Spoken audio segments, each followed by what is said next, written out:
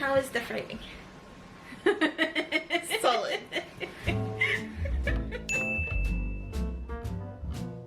Bethany and I have decided that neither of us have read an Agatha Christie book ever. So Bethany happened to order this book online, and then I had a moment where I was like, hey, I have Murder on the Orient Express. We should do a readathon day. So that's what we're doing. I'm reading And Then There Were None. This is one that my dad has recommended to me for literal years. And so I was putting together a TBR list for October to read some spooky themed books. I thought, oh, Agatha Christie would be a good one. And one of my co-workers mentioned this. And so I was like, okay, this is the book. I bought this one a couple weeks ago when a friend of mine decided to come into the store, and she had never actually read an Agatha Christie before, and she decided to read this one because it's the classic one. She finished it and said, you are going to love it. It is fantastic. I need you to read it. So I bought it. And it's been about 4 months since then. But I'm finally reading it. We both have some equipment for our first time reading Agatha Christie. We have a notebook. We have a pen. Very, very important because we need to figure out who done this murder. I don't know. Do you know who done it? Yeah. We love the Kenneth Branagh version of the Murder on the Orient Express, Which has sparked many a debate. it has divided the Agatha Christie communities. I just really like the movie. It's I love the pretty. Whereas me, I've got no freaking clue about this one. I don't know the characters. I don't know. I don't think it's a Poirot. I don't think it's a Marple. I could be wrong. Truth be told, I actually hadn't heard that. It's a vibe. Our plan is to read for a bit, then make a cup of tea because a tea is very British. It's Agatha Christie. And it's Agatha Christie.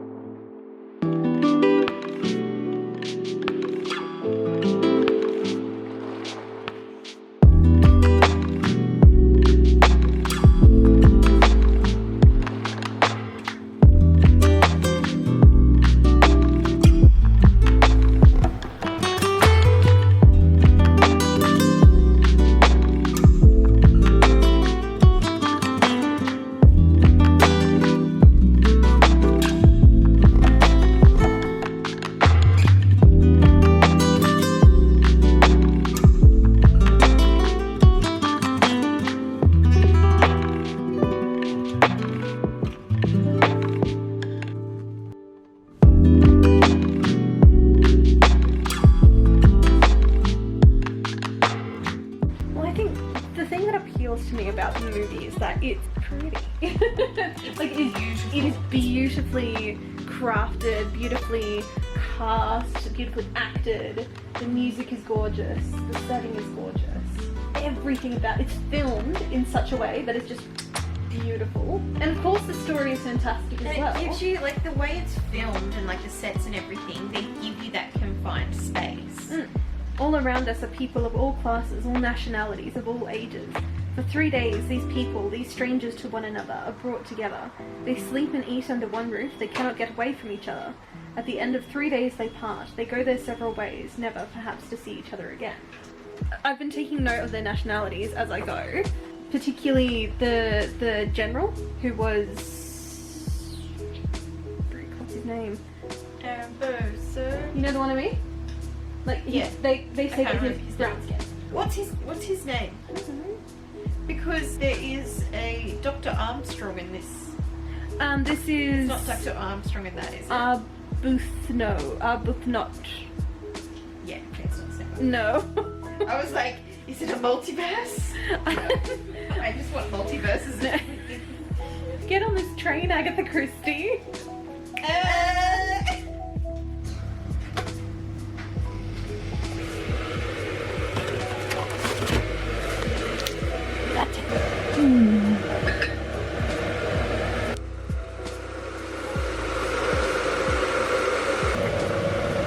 This one.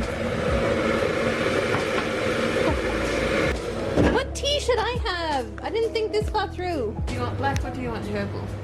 I don't know. I think you want black tea. I think you want More creme brulee? Creme brulee. Ooh! What? Okay. hang on. But do you hang on, want to stop, read stop, this stop. book? You tell me. Do you want me to read this book? Yeah. No, I want you to read this so you can experience it too. So this is going to be really hard to talk about my feelings about this book without spoiling the book. This is going to be hard. There was a twist and I didn't expect it. And how many pages are we into the book? 35. Not bad for a twist. A twist! I didn't pick this one. I thought maybe like one or two of them might have done it, but I didn't expect that it would be all of the guests.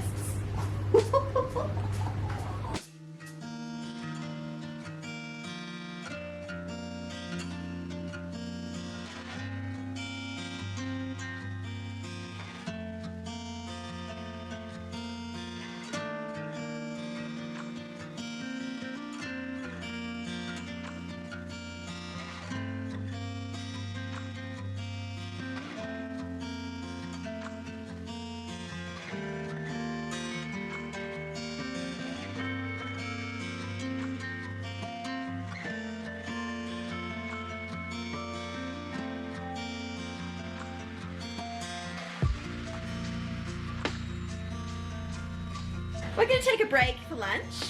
We're like a third of the way. Yeah, I mean, it's very convenient that my book is in 3 parts, so. I love mine.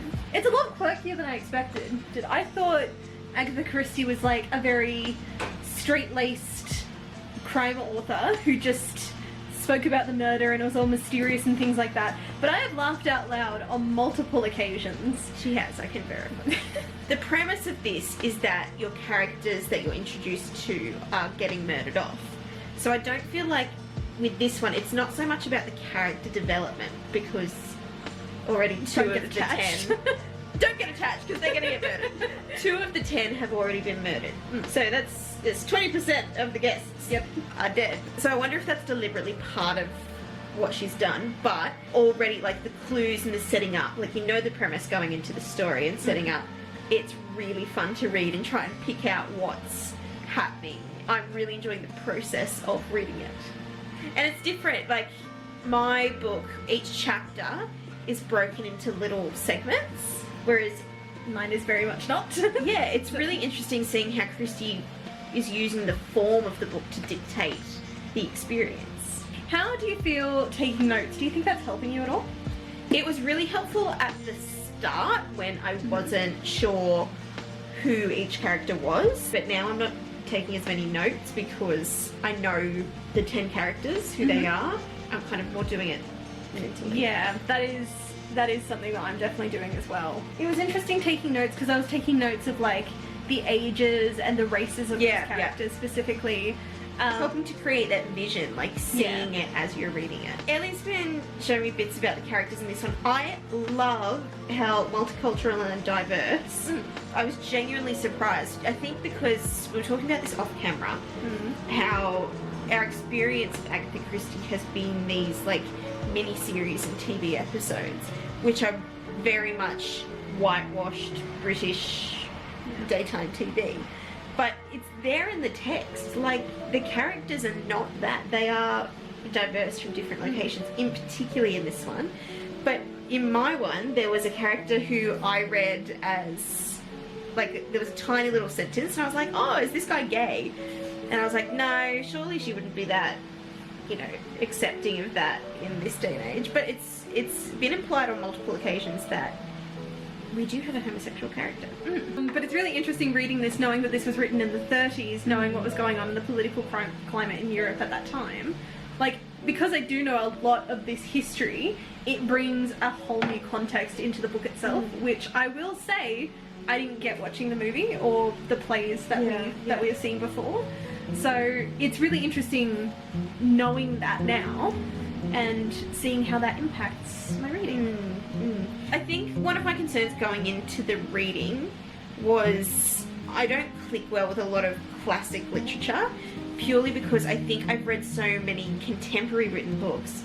My brain's gotten used to that style of writing, so whenever I get into classic stories, it's literally hard to read linguistically and connect with the words that have been written. But there have been I multiple, can't say the same for this.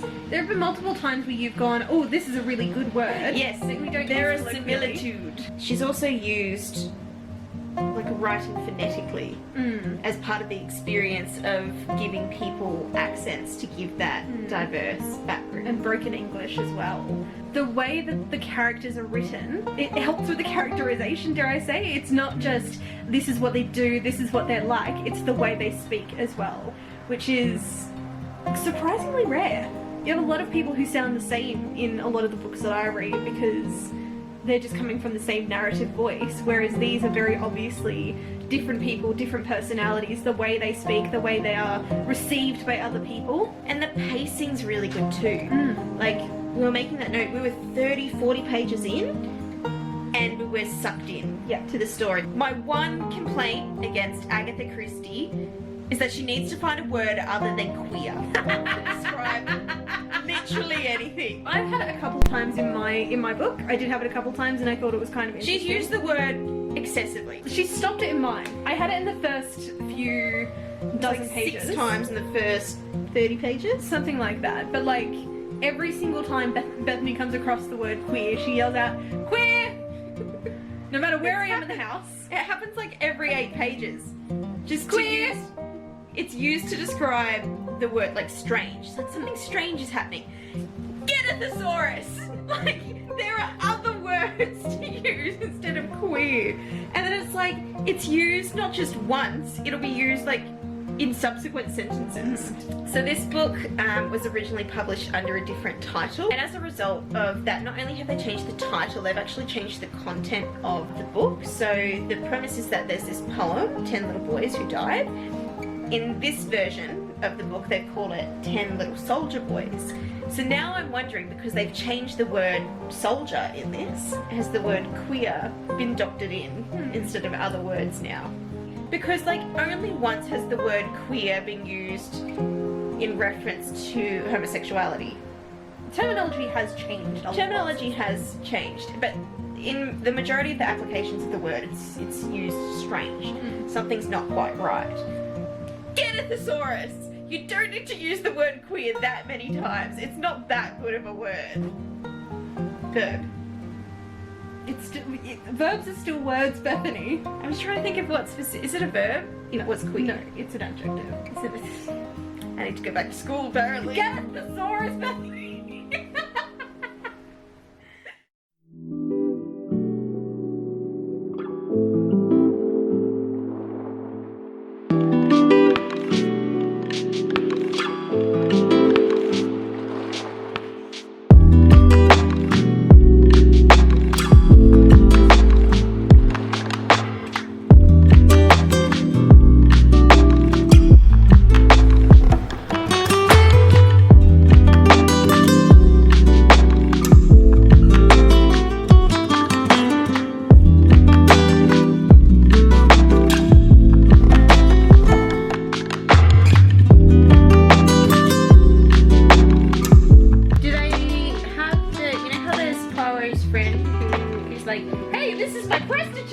Yeah, but he's nowhere near as eccentric. He's got way more character in the movie. Got 1, 2. Monsieur Book.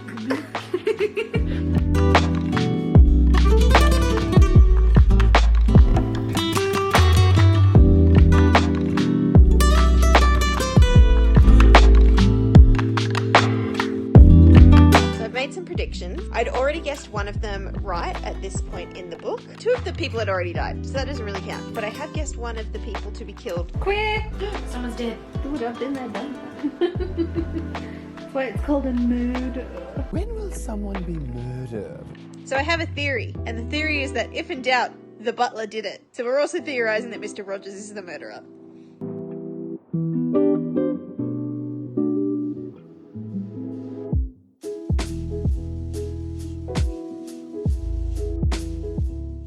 Hey Ellie. Yo. Is the phrase to do a murder correct or no? Technically, yes, but also it sounds like broken English. Like, It does, because this is the 3rd time it's happened in the book. honestly, any noun can be a verb if you use it incorrectly enough. You're doing a film right now. Quick.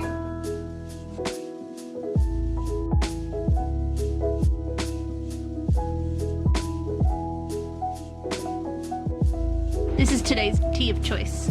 It's good stuff.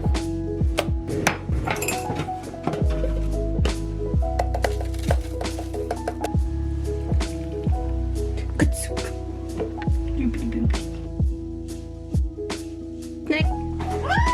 I made a correct prediction. What'd you predict? I predict the way in which... I was going to say Emily Blunt, but it wasn't Emily Blunt. Brent. I predicted Emily Brent's death in the manner in which it would happen. I have it written down. Cool. Yeah. That was really clever. I grew tired of waiting for the tea, so I'm sitting down with... There's my book. Steve would be so proud of you. Thank you. Who's Steve? Oh, sorry, that was like way out of the blue. Steve would be demoralized by your choices. I miss Steve. I'm just saying, these books would be a lot shorter if Luke and Steve were okay. Thank you, that's been going through my head. We are detectives. Really? You found an actual clue. Cute. Just because he's got a mustache doesn't mean that it's cool. It just makes him awesome.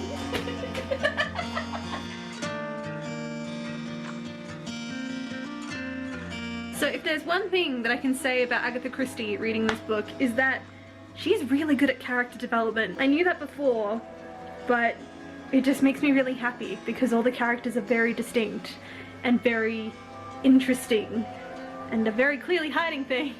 As somebody who appreciates character when reading, she's probably one of the best at it so far. Would you agree? I think it's a different experience to this one because this one, your characters are all going to die, so you can't get too attached. The characters are distinct, but I don't feel like there's a lot of personality that's developed.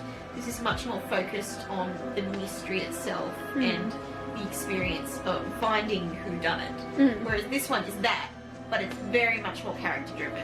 Yes, very much so. In terms of like actually thinking about who did it, of course I know who did it because I've seen the movie, I've known the story for years, but my brain can't help but actually speculate as to who it could be, even though I know, because it's very clever like that. All of my theories are wrong, and I'm really upset. I'm not even upset, actually. I'm just confused, and I need to keep reading. In reference to your theories, you had many, and then there were none.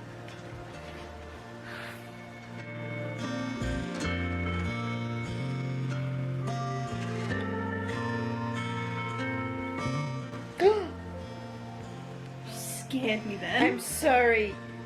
Reveal. Okay, one of my theories may have been correct. May have There's been. so much happening.